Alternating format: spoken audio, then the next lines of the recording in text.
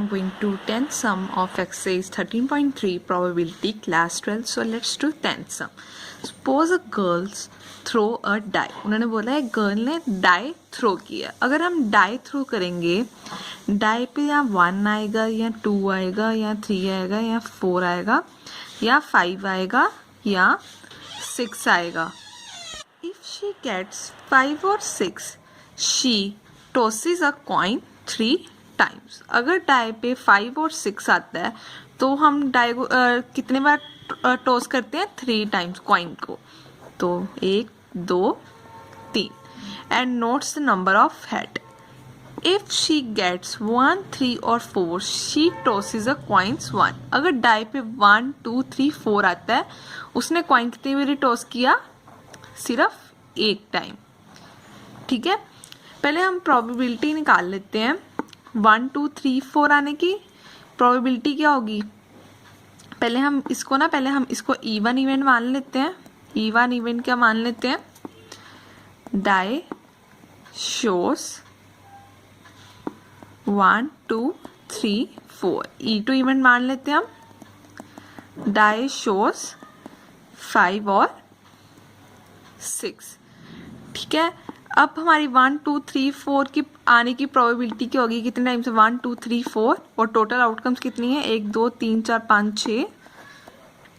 ठीक है, ये क्या होगी? Probability of even. इसकी कटिंग करेंगे तो क्या आएगा? 2/3. और इसकी 5 और 6 आने की प्रोबेबिलिटी क्या होगी? 1 2. टोटल आउटकम्स कितनी है? 6. तो ये क्या हो गया? 1/3. तो प्रोबेबिलिटी ऑफ E1 क्या होगी हमारे पास? 2/3. और प्रोबेबिलिटी ऑफ E2 क्या होगी हमारे पास? 1/3. ठीक है, अब हम आगे देखते हैं क्या दिया हुआ है. If she obtained exactly 1 head. इसका मतलब ये हमारे पास इवेंट हो चुका हुआ है. तो जो भी इवेंट हो चुका होता है हम उसे क्या लेते हैं? ए. आपको ये हमेशा याद रखना पड़ेगा. ठीक है, शी ऑब्टेन्ड एग्जैक्टली 1 हेड. ठीक है, 1 head. What is the probability that she throw 1 2 3 और 4 विद द डाई. अब हमने फाइंड आउट क्या करना है? अगर हम डाई थ्रो करते हैं 1 2 3 और 4 तो हमने प्रोबेबिलिटी निकालनी है कि वो एग्जैक्टली 1 हेड ही आए. ठीक है, तो हमने क्या निकालना है? डाई थ्रो 1 2 3 4 वाला कौन सा है? E1. और जब हम ये थ्रो करें तो हमारा एग्जैक्टली 1 हेड ही आए तो ये कौन सा इवेंट है? ए. आपको पता है ना, जो भी इवेंट हो चुका होता है हम उसे बाय में लेते हैं. हमेशा ये याद रखना. तो अब हमने निकालना क्या है? अगर हम डाई थ्रो करें तो 1 2 3 4 आए और साथ में उसके एग्जैक्टली 1 हेड होना चाहिए. ठीक है, तो अगर हम डाई 1 2 3 4 थ्रो करते हैं तो कौन सा इवेंट है? Probability of E1. और हमारा एग्जैक्टली 1 हेड डाई वो क्या होगा हमारा? Probability of A/E1. अब हमने नीचे सारी प्रोबेबिलिटीज लिख लेनी है एग्जैक्टली 1 हेड की. ठीक है, एक तो हमारा ये है और एक क्या होगा? अगर हम डाई 5 और 6 थ्रो करेंगे तब भी तो हमारा एग्जैक्टली 1 हेड आ सकता है ना. ठीक है,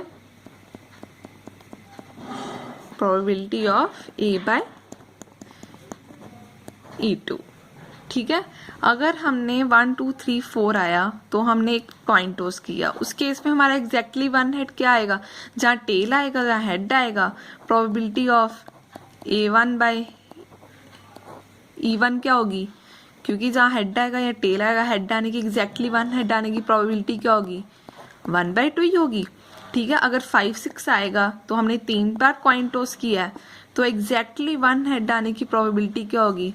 जहाँ होगा हेड टेल टेल, जहाँ होगा टेल हेड टेल, जहाँ होगा टेल टेल हेड. ये जब हम 3 बार कॉइन टॉस करेंगे तो एग्जैक्टली 1 हेड आने की, तो यही हमारी प्रोबेबिलिटीज होगी. ये क्या हो गया? 3. और हमारी टोटल फेवरेबल आउटकम्स कितनी होगी? यहाँ पर भी 2 होगी, यहाँ पर भी 2 होंगी, यहाँ पर भी 2 होंगी, तो कितनी होगी? 8. ठीक है।